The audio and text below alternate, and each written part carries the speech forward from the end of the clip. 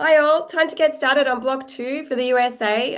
This is going to be a really exciting block coming up on entrepreneurship, women in business. I can't wait to hear what all of the speakers that we have lined up have to say. First up, we're going to have Tali Roseman come and join us and give a talk entitled Why is Additive Manufacturing Still Not Mainstream and How Can We Close the Gap? Hello, Lindsay, by the way. I'm going to bring Tali up to the stage. Yeah, great. Right. Excellent. All right, take it away, Tali. Thank you.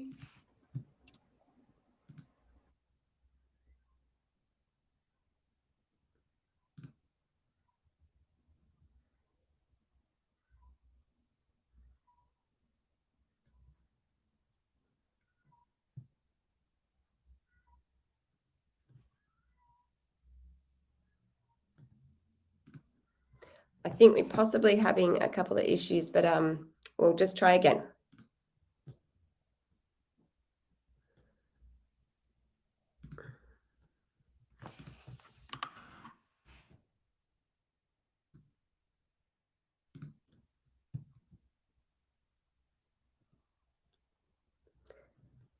Tali, I've just sent you a request.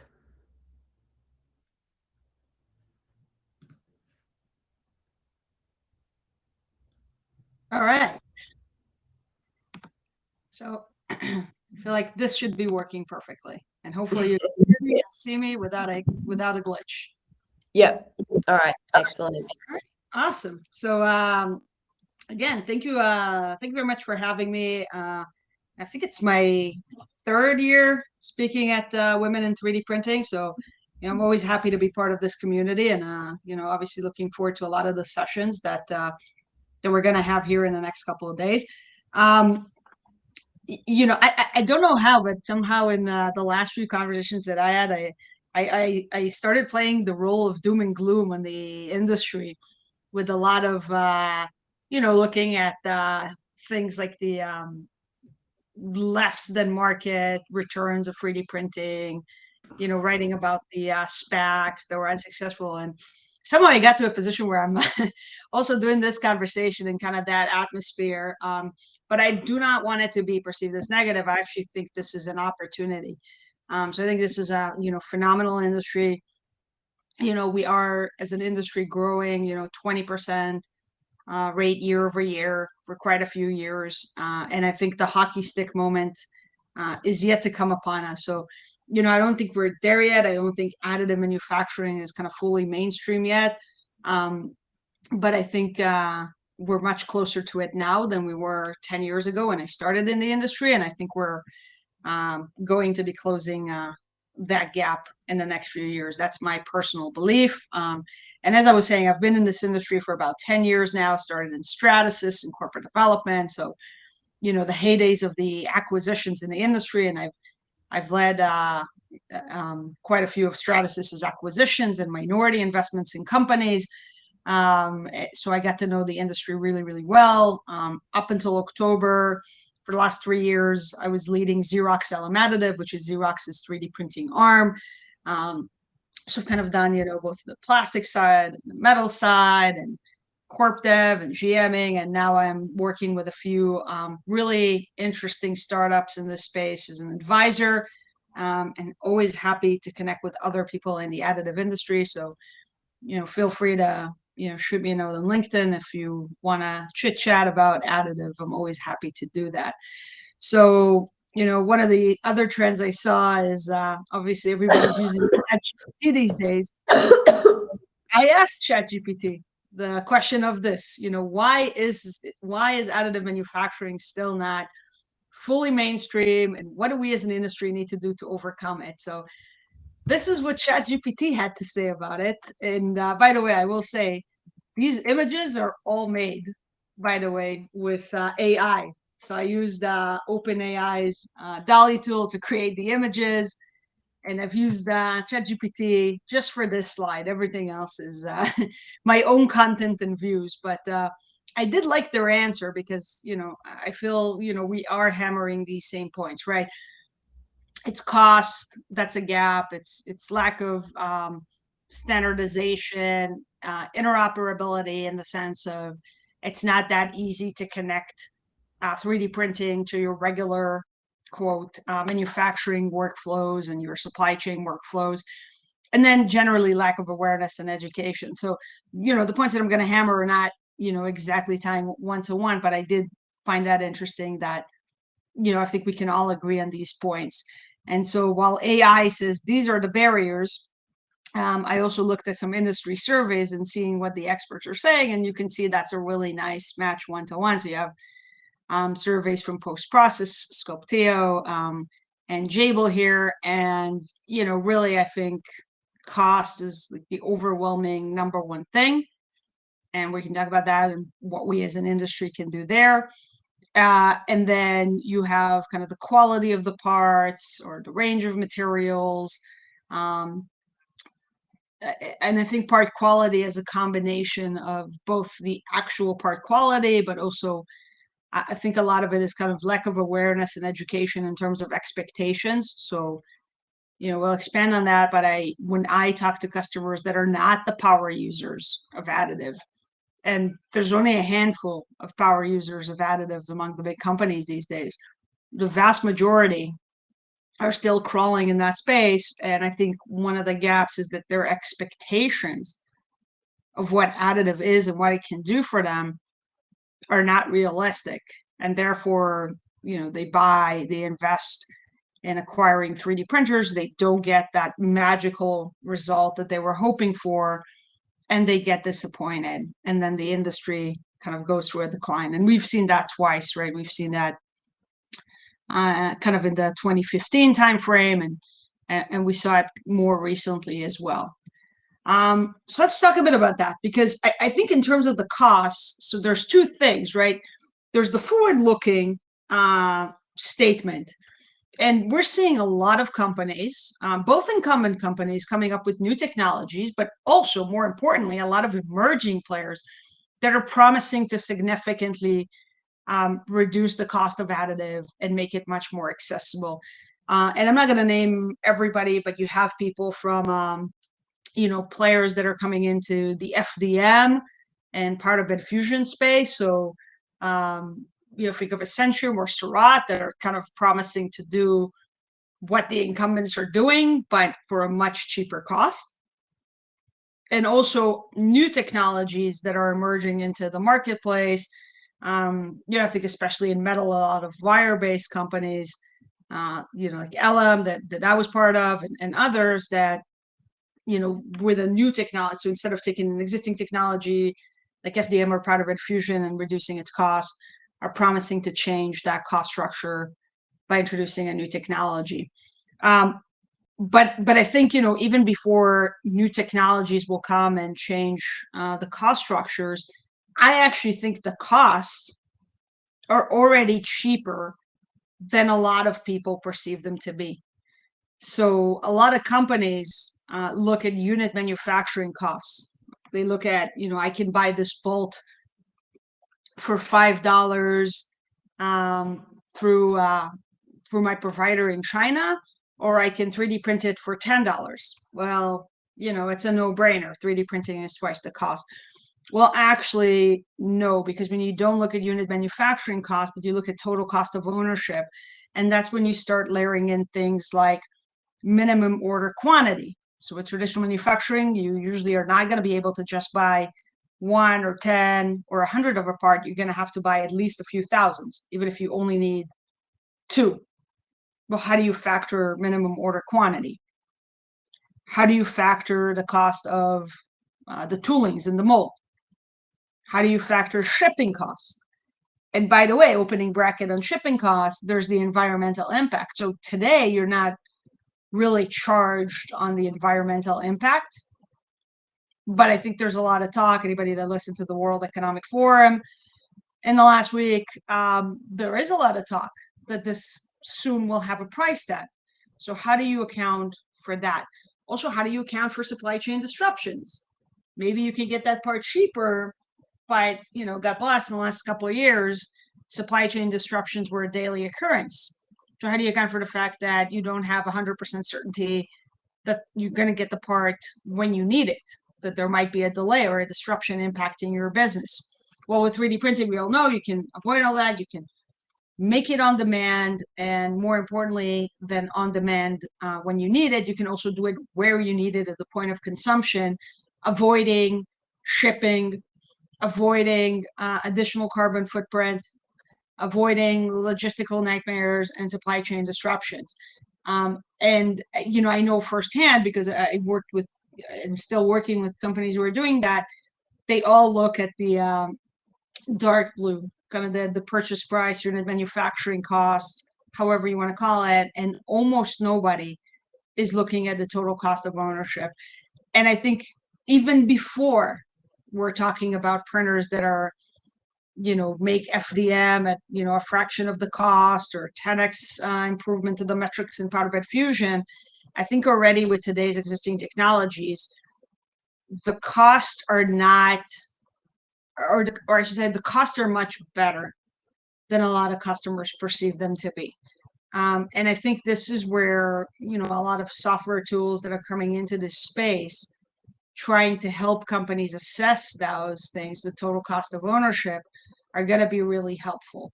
I think one of the reasons companies are not looking at them today is because it's really difficult, especially with the hidden fees. As software becomes more available to help with that total cost of ownership calculation, I think it'll already flesh out that even before additional technology improvements, 3D printing is more appealing than one would think.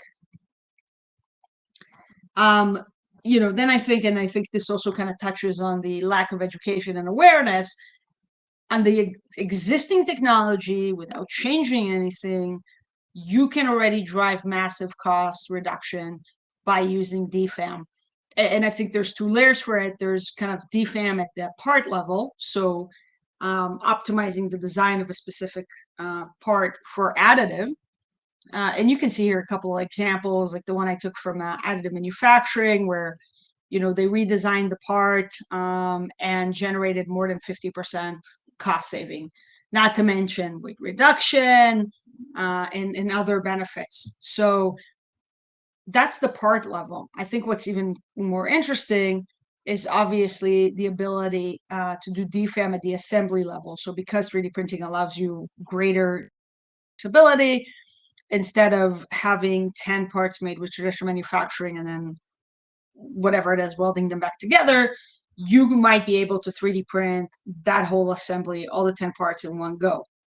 So tying back to that total cost of ownership that we were talking about, and you look at the example I kind of took from Autodesk here, if you're able to take 8 components and make them into one part, well, now you've reduced the overheads that are associated with having 8 components. You took 7 components out.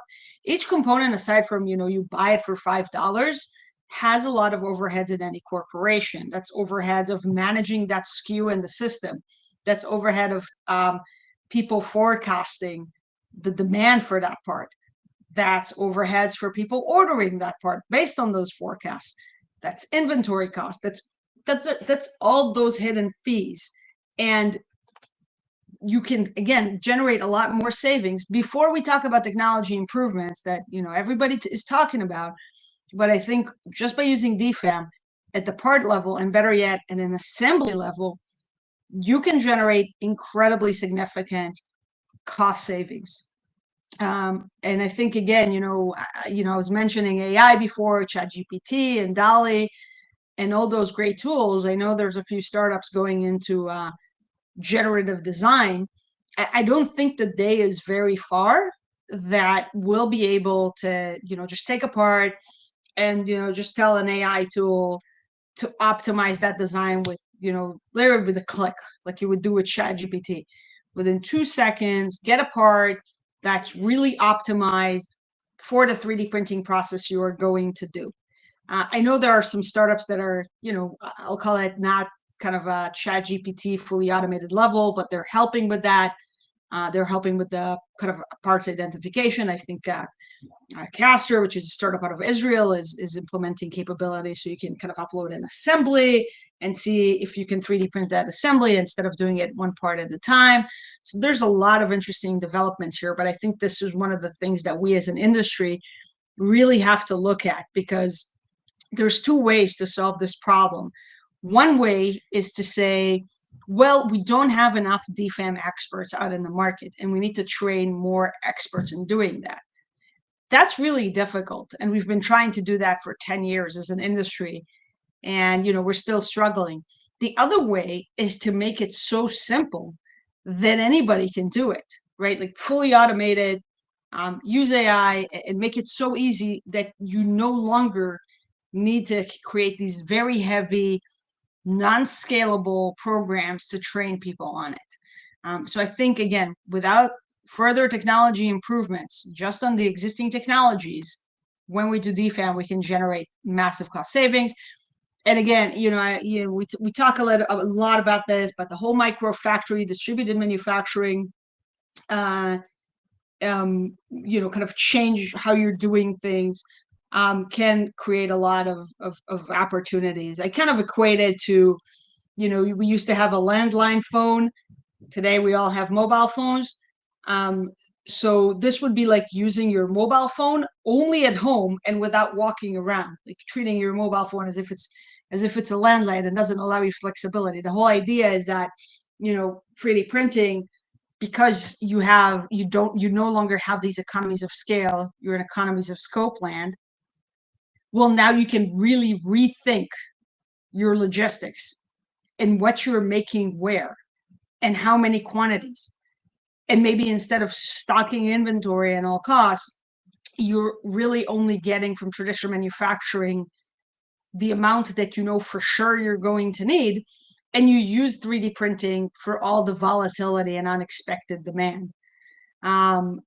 So, I think, again, using 3D printing at your centralized manufacturing facility without reaping the benefits of localized production, I think that's a really big miss on some of the economic improvements that 3D printing can bring.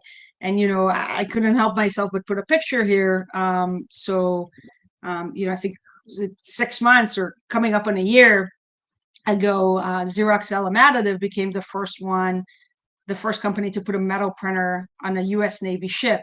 And to be fair, there's already plastic printers on Navy ships, but I think this is exactly what I'm talking about. So instead of using a 3D printer on land and then, helicoptering the parts onto the ship, use the fact that 3D printing is so flexible and, can be deployed remotely to change how you're thinking about your supply chain, and literally put it on the ship and make the parts that you need when you need them on the ship. That to me is reimagining your supply chain. And I think with that, you can generate massive cost savings, also improve your supply chain resiliency, which is top of mind for everybody. So making sure you're actually getting the parts and you're never stuck.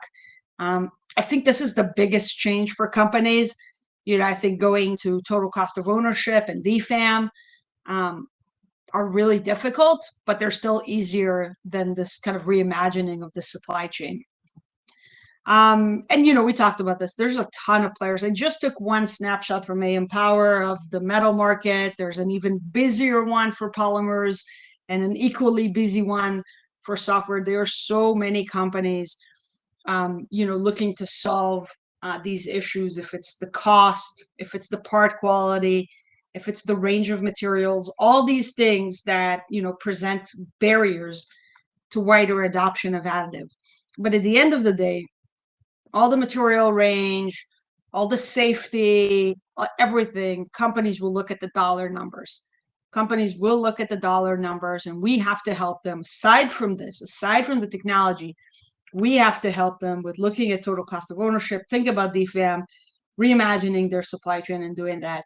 And, one of the things I actually don't like is how many players we have in that regard, because I think the changes that are needed are so massive that it's going to take a village. And so this is why I'm really happy that we're seeing one, consolidation in the market. So I'll just say 2022 here is not a full year. This is kind of based on August, but we are seeing, a big spike in consolidation in the market. Stratus is bought a materials company, Nano Dimension and Mark Forge and 3D Systems, the stuff metal, carbon, everybody bought companies in the last 2 years and are kind of consolidating efforts and broadening their portfolio and their reach. I think consolidation is a must in this industry. I think the economic conditions we're seeing is also going to force a lot of early stage companies to consolidate. And while that's not going to come out of necessarily desire, but out of necessity, because of the challenge to raise funds, I think overall for the industry, it is a positive to have these consolidations. And if not consolidations, then at the very least, building kind of networks and consortiums and other capabilities.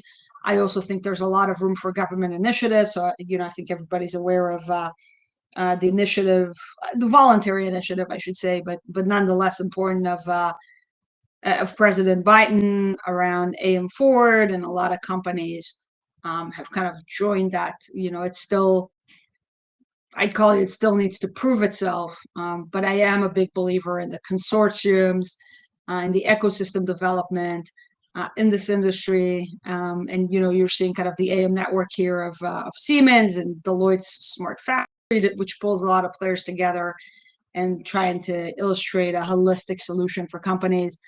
Again, I think these are really needed in our industry, and I do think the time for it is now.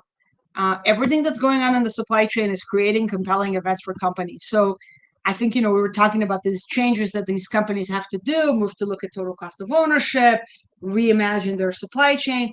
These are such big events for corporations that they're not going to do it unless they have to. I think everything that's going on now is creating this compelling event moment. And so I think, in spite of the economic downturn, now is the time for additive manufacturing to kind of step up into the supply chain mess, and also all the sustainability and environmental projects that are going on in different companies, and find a way to work with them, because I think additive manufacturing can have massive impact on that. And at the end, as we said, cost, that's going to be the number one thing. And that's really what, we kind of have to hammer on.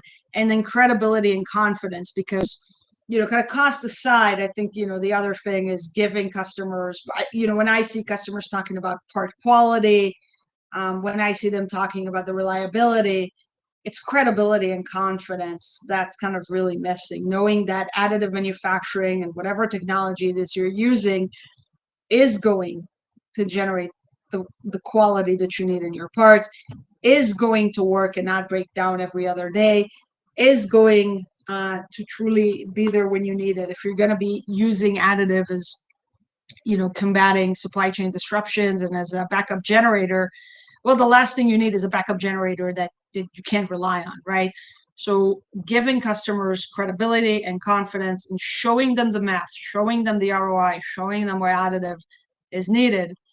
I think this is how additive manufacturing can cross that chasm into mainstream production, which is the picture that I asked DALL-E to draw. Draw me a picture of a 3D printing crossing the chasm into, large factory production. So that's my view, and happy to take any questions. Thank you so much, Tali. Questions? Sorry, a bit of feedback. So let me go into the first one, which got 6 votes.